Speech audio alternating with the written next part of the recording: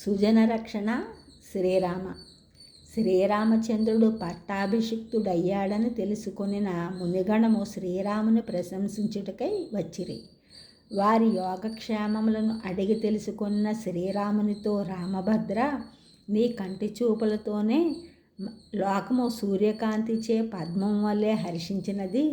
నీవు సుజన రక్షణను దీక్షగా స్వీకరించి పాలించుచుండగా ఇక మా యోగక్షేమములను మరల ప్రత్యేకించి చెప్పవలన.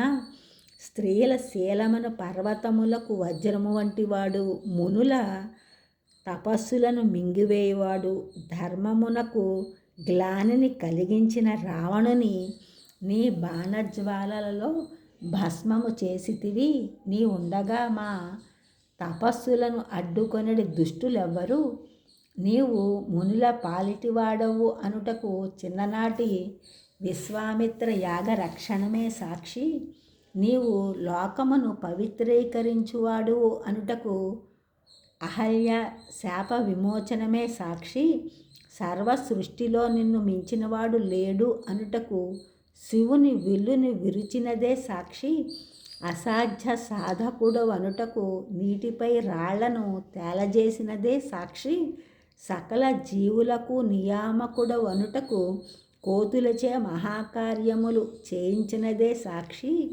కానీ నీ బలము యశస్సు మా దీవెనల వల్ల కలిగినది అనుటకు మాత్రము సాక్షి కనుబడట లేదు.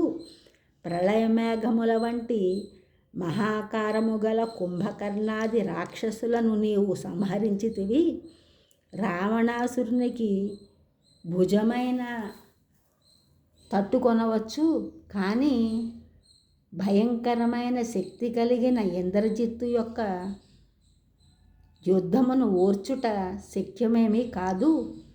అతడిని లక్ష్మణుడు సంహరించి నీకెంతో ఉపకారము కలిగించినాడు అని తెలియజేశారు అగస్త్యుల వారు. ఈ ఛానల్ చూసిన వారు అందరూ కూడా సబ్స్క్రైబ్ చేయండి, షేర్ చేయండి, లైక్ చేయండి, కామెంట్ చేయండి. సబ్స్క్రైబ్ చేసిన అందరూ కూడా కృతజ్ఞతలు, షేర్ చేసిన, లైక్ చేసిన, కామెంట్ చేసిన అందరికీ కూడా ధన్యవాదములు.